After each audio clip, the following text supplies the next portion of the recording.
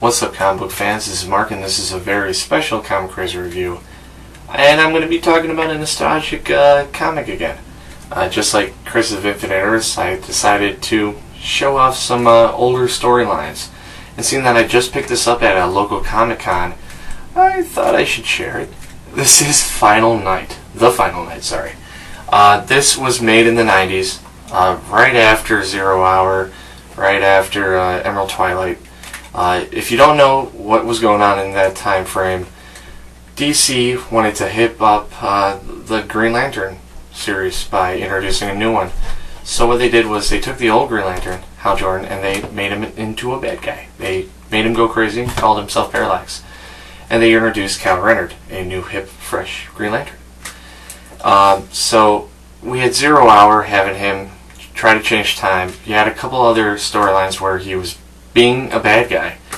And we have this one. And this is basically very popular, seeing that this is the death of Hal Jordan. This is where he dies. They finally kill him off in this series. Now, a brief summary of what this is about. There's a being or an entity called the Sun Eater, and he does what his name says. He eats suns.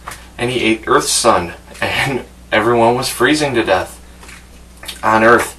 So we get a really cool story aspect of how the heroes are dealing with the freezing temperatures, as well as the main story of Kyle trying to convince Hal Jordan, aka Parallax at this time, to help out, seeing that Parallax was kind of like, had the power, he was kind of like a god, and he could do anything, and if anybody could help, it would be him. The dialogue between the heroes and Parallax is really good. Between Kyle and Parallax, or aka Hal, was really good, and I think the best one was between Kara Ferris and Hal Jordan.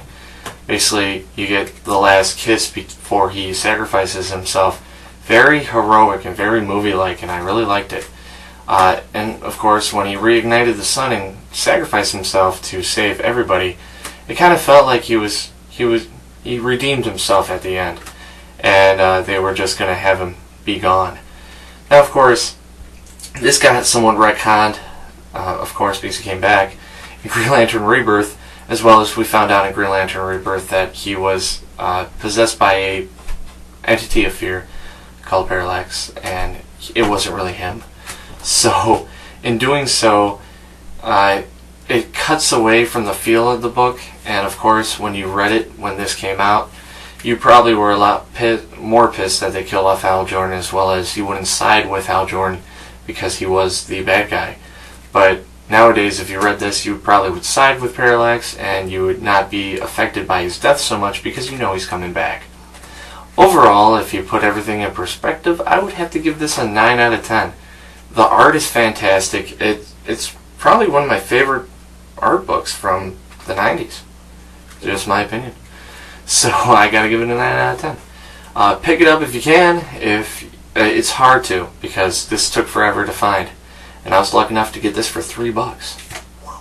So yeah.